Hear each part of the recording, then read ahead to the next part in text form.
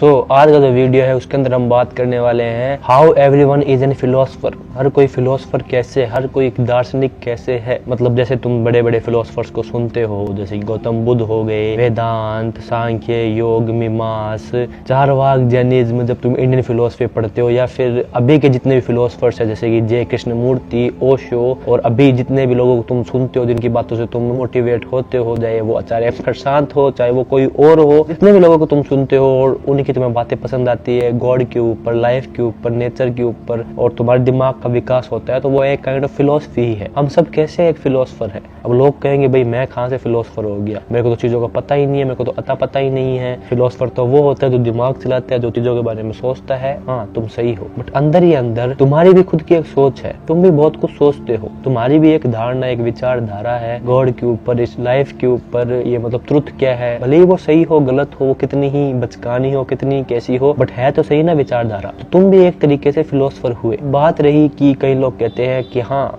हम सोचते हैं, हमारी एक सोच भी है, हम सुनते भी है लोगों को, हमने थोड़ी बहुत फिलोसफी पढ़ी भी है, बट फिर भी मैं वो कॉन्फिडेंस नहीं आता है कि हम भी कुछ है, हम भी एक सोचने वाले इंसान है, या फिर हम भी इंटेलिजेंट से इंसान है। तुम क्यों टेंशन ले रहे हो? जैसे कि मैंने कहा वीडियो की शुरुआत में, एवरीवन इज एन फिलोसफर। जैसे कि मैंने थंबनेल में लिख रखा है कि तुम भी, जितने भी लोग मैंने दिखाए हैं थंबनेल में, इतने बड़े बड़े जो मतलब फिलोसफर्स के नाम ले दिए हैं, फिलोसफर्स को दिखा दिए और तुम्हारी तुलना उनके साथ कर दी है, तो तुमको क्या लगा मैं बस ऐसे ही बोलूंगा? आज मैं इस वीडियो में तुम्हारे लिए लेके आया हूँ सॉल्यूशन, और मेहनत तुम्हें ही करनी है। अगर तुम्हें एक फिलोसफर जैसे बनना है, फिलोसफर जैसे सोचना है तो, और तुम हो फिलोसफर, ये जानना पड़ेगा खुद से खुद ही। क्या करना है तुम्हें? सबसे पहले मैंने एक वीडियो बनाया था जिसके अंदर मैंने ये बताया था कि फिलोसफी तुम्हारे लिए क्यों जरूरी है, जो फिलोसफी है वो तुम्हें पागल क्यों नहीं बनाती हो, तुम उसको भी जाके चेक कर लेना। उसके अंदर मैंने पिंड कमेंट जो था उसका बुक्स के नाम दिए थे तुम्हें। अगर तुम फिलोसफी पढ़ना स्टार्ट करना चाहते हो तो सबसे पहला काम करना है, तुम्हें फिलोसफी को पढ़ना स्टार्ट करना है। अगर तुम्हें एक फिलोसफर की तरह सोचना है, तुम्हें अगर खुद को एक समझदार इंसान बनाना है, तुम्हें खुद को एक इंटेलिजेंट इंसान बनाना है, तुम्हें फिलोसफी को पढ़ना है।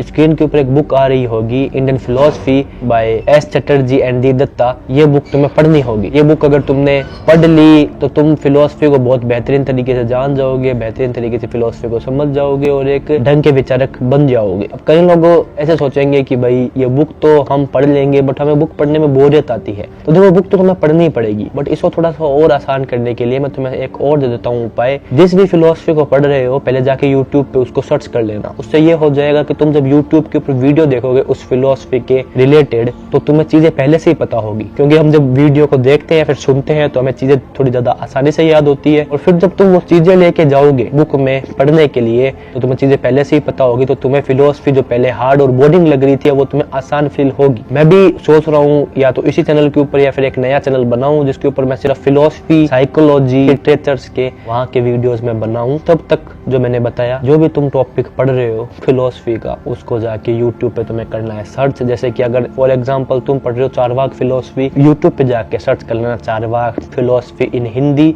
वहां से जाके देखना कि चारवाक ने क्या कहा, क्या नहीं कहा। एक दो वीडियो जब देखोगे फिर इस बुक में आके पढ़ोगे तो तुम्हें ज्ञान होगा। और एक मैं तुम्हें चैनल भी 2-3 मैं यहाँ पे स्क्रीन पे तुम्हें दे दूंगा जिससे तुम्हारा काम आसान हो जाए, जिससे तुम खुद अगर इतनी भी मतलब मेहनत है नहीं करनी कि मैं यार कौन सा वीडियो देखूं, कौन सा वीडियो। हाँ देखो, कुछ लोग हो जाते हैं कंफ्यूज। दो चैनल्स को तुम जब 2 वीडियो अलग अलग देखोगे तो तुम्हें आ जाएगा समझ में, फिर तुम बुक से जाके पढ़ लेना। अब मैंने इतने सब तुम्हें बताया, इससे होगा क्या? तुम अगर यहाँ तक टिके हो तो खुद को एक शाबाशी दो, खुद की पीठ ऐसे थपथपा लो, क्योंकि you are on the journey of a smart person now. तुम एक स्मार्ट पर्सन बनने की जर्नी पे आ गए हो, तुम एक फिलोसफर, एक सोचने वाले इंसान की जर्नी पे आ गए हो। जब तुम ये सब करोगे ना, जब अलग अलग फिलोसफर्स को पढ़ोगे, उनकी ऐसी वीडियोस देखोगे, ऐसा कुछ करोगे ना, तो तुम्हें अलग अलग लाइफ के पॉइंट ऑफ व्यूज लाइफ के अंदर मिलेंगे। तुम अभी तक एक सोच को पकड़ के बैठे थे, और जब तुम फिलोसफी पढ़ना स्टार्ट करते हो तो वहाँ पे अलग अलग जो है फिलोसफर्स, उनकी बातें, उनके आइडियाज, उनकी क्या सोच है, गॉड में नहीं पता है कौन सही कौन गलत, और ना हमें मानना है, हमें सिर्फ जानना है। हमें उनकी बातों को मानना नहीं है, बट तुम सिर्फ जब उनकी बातों को ऐसे ही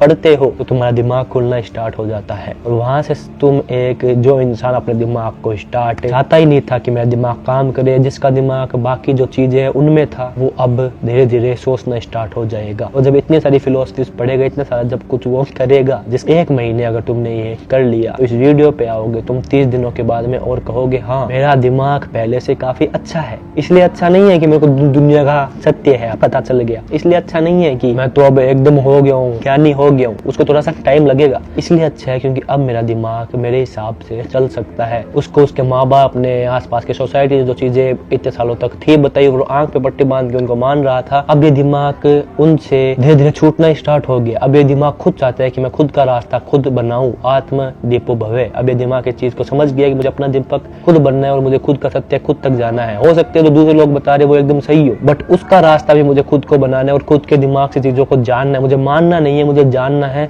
ओशो की ये बात बहुत बेहतरीन मेरे को अभी तक याद है जब मैंने सुनी थी ये बात, और गौतम खुद की भी ये बात मेरे को है पता अभी तक। आत्म दीपो भवे, तुम खुद के बेस्ट हो सकते हो टीचर, कोई और टीचर, हाँ बहुत सारे गुरु आएंगे जो तुम्हें रास्ता दिखाएंगे, बहुत सारे लोग आएंगे जिनको तुम सुनोगे, जिनको पढ़ोगे, बहुत सारी चीजें लोगे, बट इन द एंड वो तुम्हें सिर्फ रास्ता दिखा सकते हैं। उसके ऊपर चलना कैसे है, खुद का क्या अलग तुम्हें रास्ता बनाना है, क्या करना है, कैसे तुम्हारे सत्य तक पहुंचना है, उसके राही तुम ही हो, उसकी जिम्मेदारी तुम्हारे ऊपर ही है। कोई और आके तुम्हें हाथ पकड़ के वहां तक नहीं लेके जा सकता कि हाँ ये तुम्हें ज्ञान की प्राप्ति हो गई, ये तुम्हें दुनिया का सत्य पता चल गया है। जब तक लोगों को पढ़ोगे नहीं, जब तक अलग अलग पॉइंट ऑफ व्यू लोगे नहीं, जब तक अपने दिमाग को चलाओगे नहीं, तब तक तुम्हारे अंदर का जो फिलोसफर है, जो सत्य की खोज करना चाहता है, जो चाहता है कि मैं आ तो गया हूँ इस दुनिया के अंदर पर मैं दिमाग को कैसे चलाऊं, वो फिर छुपा हुआ ही रह जाएगा। 90% केस में तुम अंधभक्त होते हो किसी एक सोच की, चाहे मैं चाहे तुम, कोई ना कोई एक ऐसी सोच होती है जिसको लेके हम बैठ जाते हैं और वो सोच ये करती है कि हमें वो आगे नहीं बढ़ने देती है। तुम, मैंने जैसे कहा एवरीवन इज फिलोसफर,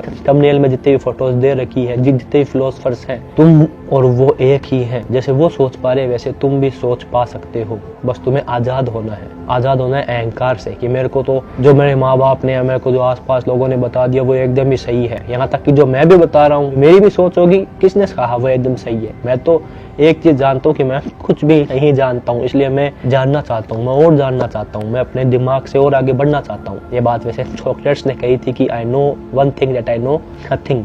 तो तुम भी ये चीज मानो, जानो और अलग अलग फिलोसफीज को उठाओ, उनको पढ़ना स्टार्ट करो और अलग अलग पॉइंट ऑफ व्यूज लाओ लाइफ में, ताकि तुम्हें ये चीज का आभास हो कि मैं बहुत थोड़ा सा जानता हूँ। यहाँ पे ये बात एक जना कह रहा है, ये बात भी मेरे को सही फील हो रही है, दूसरा बंदा जो बात कह रहा है वो भी मेरे को एकदम ठीक फील हो रही है। मेरा दिमाग फिर धीरे धीरे चलना स्टार्ट हो जाता है कि यार इतनी सही सी बातें हैं और मेरे को ये नहीं पता है कौन सही कौन गलत, वो मेरे को जानना पड़ेगा। और जब तुम्हारी ये चीज आ जाती है अंदर से, तुम्हारे अंदर जो फिलोसफर जो अभी बाहर नहीं आया हुआ है, जो छुप के बैठा हुआ है, वो बाहर आने लग जाता है और उस दिन तुम बोल देते हो yes I am also a philosopher, I am also a searcher, I am also a Sikar of truth. खोजी हूँ सत्य को, जो ज्ञान को ढूंढ रहा है। बात यह है कि तुमने कुछ ज्यादा विश्वास दूसरों पे कर रखा है। तुम्हारे अंदर यार चेतना है, तुम्हारे अंदर ये दिमाग है जो दोनों मिलके बहुत कुछ खुद के लिए कर सकती है, पर अभी तुम्हें जागना बाकी है, अभी मेरे को भी जागना बाकी है। हम सब सोए हुए हैं तो हमें जागना है, हमें अभी सोचना है, हमें अभी ढूंढना है।